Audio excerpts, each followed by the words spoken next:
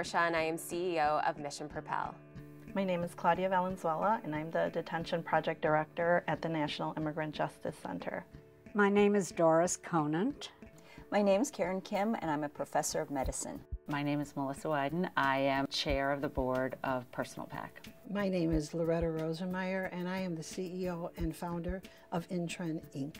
This year's Impact Awards are particularly special because these honorees embody what the 100% Project is all about. It is an all-out, all-in effort, and these women are all in, and they've been going all out in order to make change in the lives of women and girls.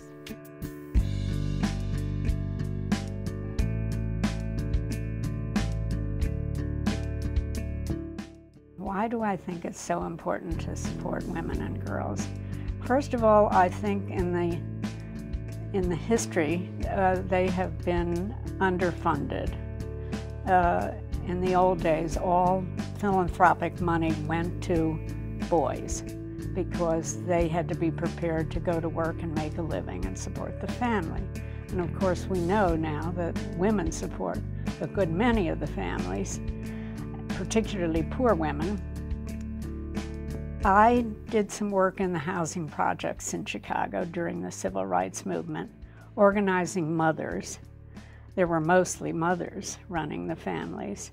And I learned that their main concern was to do something for their girls, for their daughters, because there were facilities for boys. Girls hung around waiting for the boys to get out, and then they had nothing much to occupy them, and the mothers were very concerned about it.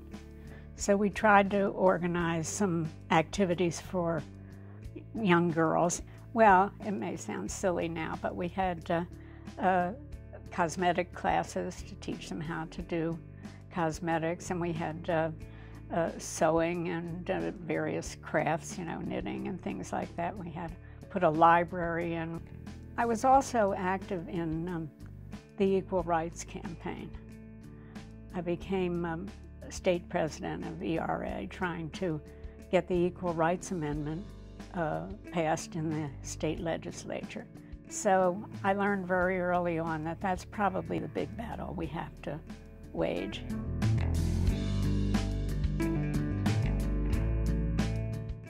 Mission Propel is a girl empowerment program that gives girls the tools to know who they are, what they believe in, and how to advocate for themselves. And the way that we do that is by integrating yoga and reading, so girls can connect what's going on in their brains to their bodies.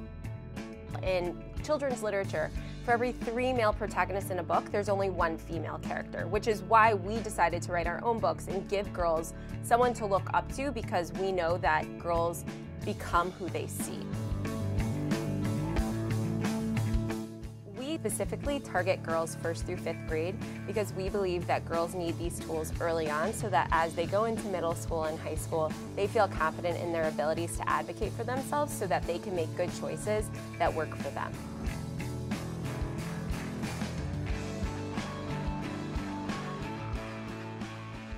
My name is Karen Kim and I'm a professor of medicine. I decided to become a doctor at the age of 4, and for some reason, even though my natural aspirations were never in science, it was just something that I felt I had to do. I had this overwhelming sense from when I was young that somehow I wanted to do something that helped people. I had gone through medical education and went through my residency and actually was studying to be a gastroenterology fellow when my mother was diagnosed and subsequently died of a disease called hepatitis B.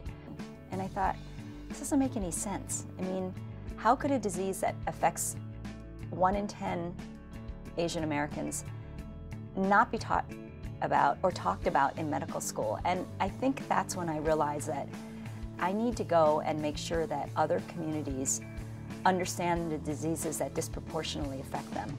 And so I work very closely with the Asian American community, and I work very closely with the African American community because somehow sitting in the hospital and understanding the science doesn't change the health gap that we see in these communities.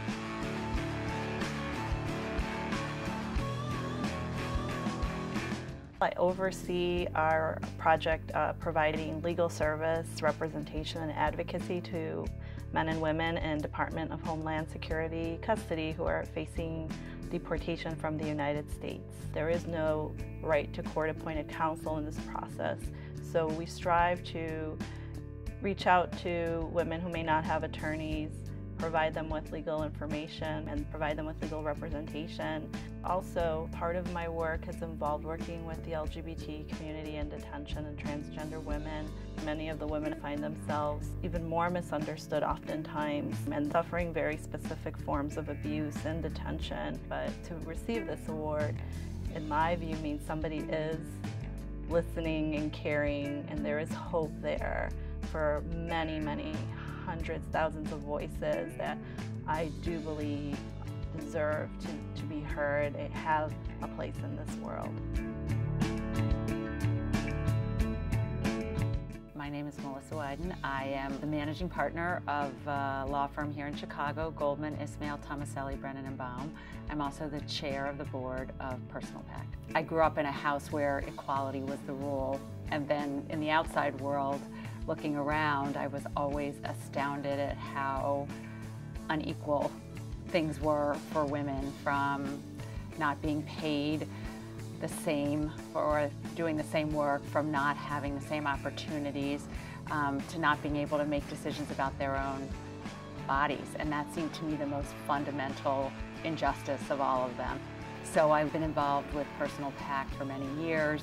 Personal Pact is an Illinois political action committee that raises money to elect pro-choice candidates to state and local office. Because of the work of Personal Pact and many other organizations fighting for reproductive rights, we have been able to really prevent so many restrictions on a woman's right to choose. The ACLU took the lead under the guidance of Lori Chaitin in establishing and creating the Judicial Bypass Project, which pairs trained volunteer attorneys with minors who are seeking an abortion and who tell their providers that they cannot notify their parents. And I have been volunteering with the Judicial Bypass Project since its inception in the summer of 2013. And the issue of reproductive rights and economic security are inextricably linked. You cannot expect women to have economic security if they cannot make fundamental decisions about their bodies, about using contraception, about when they're ready to become a parent, if they're ready to become a parent. INTREN Inc. is a utility contracting firm that does specialty gas and electric installations and designs for commercial developers, for corporate entities, and works in the communities. We work with many, many organizations that support women and girls coming into the energy industry. And I am working hard to bring more women in. We have a power group that we have formed in the company for promoting women in the energy roles. Because when I came into this industry and went into work into the field, I needed to be mentored, and there were many men who came forward when they saw how committed I was to safety and quality. They lifted me up. But because the work we do is dangerous, because we're working with gas and electric, it is not about your gender, it's about your delivery. And if you are safe, and if you are doing quality work, and if you are efficient, and if you are performing, you will be lifted up. In 2015, INTREN spent $29 million on subcontractors, women and minority owned. That was $29 million that could have been on the INTREN bottom line. And many people look at me and say, how foolish, you're giving work away. If ethically it is right, then we must do it, and we are doing it.